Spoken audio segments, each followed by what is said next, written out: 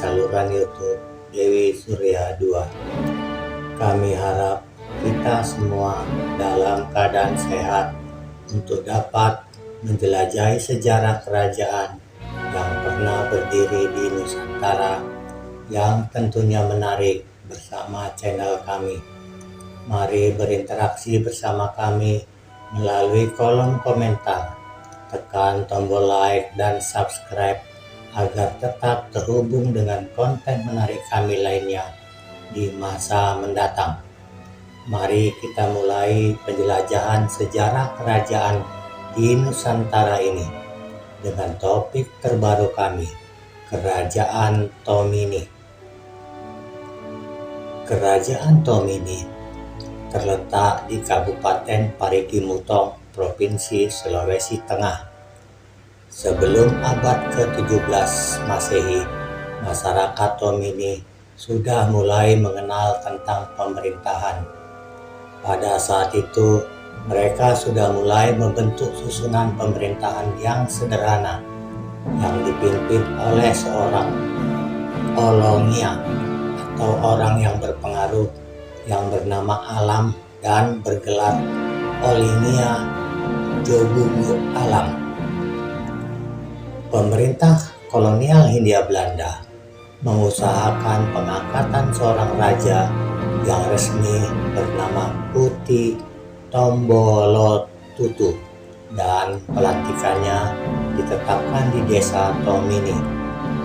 Sebelum pengangkatan itu dilaksanakan, masyarakat Tomini mempersiapkan pelaksanaan acara pelantikannya yang harus sesuai dengan ketentuan adat yang berlaku di desa Tomini, yaitu 1. Raja disumpah dan dilantik duduk di atas batu.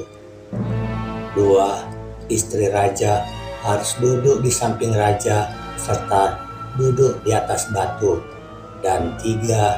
Saat pelantikan, raja harus berjalan di atas kain berwarna putih. Untuk tidak melanggar aturan adat di atas, maka masyarakat Tomini segera mencari 2 buah batu besar, satu untuk dijadikan sebagai tempat duduk raja dan satu lagi sebagai tempat duduk sang istri yang mendampinginya ketika dilantik. Batu-batu tersebut kemudian didapatkan di hulu sungai Tomini yang diambil secara bergotong royong dengan rasa kekeluargaan sehingga kedua batu pelantikan tersebut sampai di tempat pelantikan, yaitu di lapangan sepak bola Tomini, sekarang dikenal dengan nama Lapangan Batu Raja Tomini, yang berjarak lebih kurang 2 km dari hulu sungai. Setelah kedua batu itu didapatkan, acara pelantikan segera dimulai. Tetapi sebelum acara pelantikan dimulai, dibentangkanlah kain berwarna putih sepanjang jalan yang dilalui oleh calon raja dan menuju tempat pelantikan yang berjarak lebih kurang 450 meter dari tepi pantai tempat pelantikan.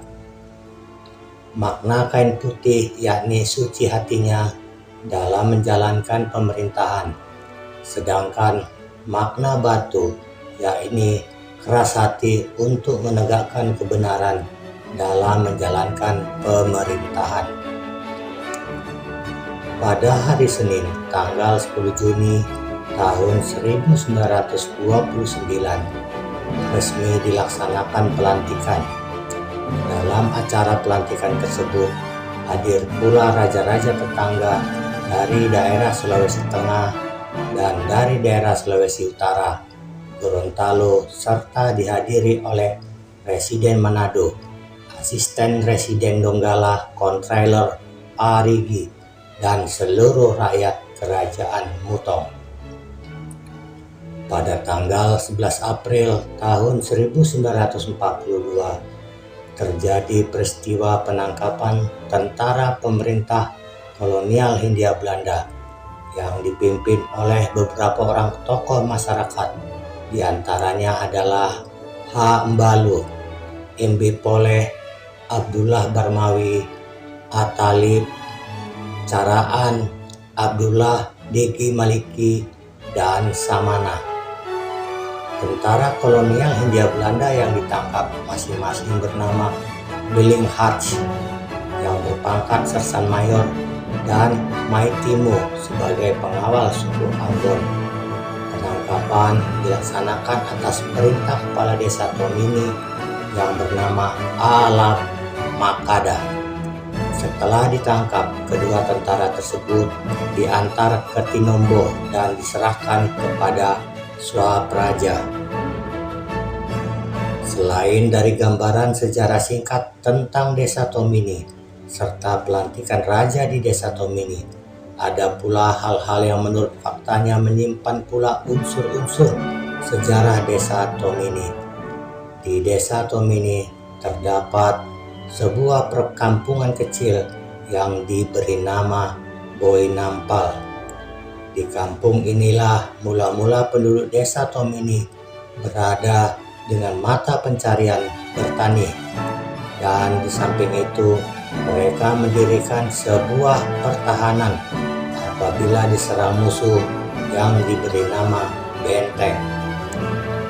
Hal ini pertanda bahwa sejak ratusan tahun lalu sudah ada penduduk yang mendiami daerah ini yang meliputi orang Tomini yang dikenal dengan suku Tialo. Selanjutnya penduduknya semakin berkembang serta membuat pemukiman baru di sepanjang pantai Tomini. Dari situlah desa Tomini dikenal sampai saat sekarang ini. Raja yang pernah memerintah di kerajaan Tomini ini adalah satu Raja Borman, memerintah pada tahun 1901 hingga tahun 1924. Dua Raja Lamba Karang, memerintah tahun 1925 hingga tahun 1927. Tiga Raja Saenso Lahia, memerintah tahun 1927 hingga tahun 1928. Dan yang terakhir 4 Raja Kuti Tombo Lotutu, memerintah tahun 1929 hingga tahun 1945. Dengan memahami kejayaan dan silsilah kerajaan ini, kita dapat menghargai kekayaan budaya dan sejarah yang luar biasa dari wilayah ini. Juga dengan memelihara dan memperkuat warisan ini, kita dapat menjaga kekayaan dan identitas budaya yang berharga bagi generasi-generasi mendatang. Terima kasih telah menonton video kami di saluran YouTube Dewi Surya 2. Semoga Anda menikmati video yang kami sajikan. Jangan lupa tekan tombol like dan subscribe agar tetap terhubung dengan konten menarik kami lainnya di masa mendatang. Sampai jumpa di penjelajahan sejarah lainnya. Salam sejarah dari Dewi Surya 2.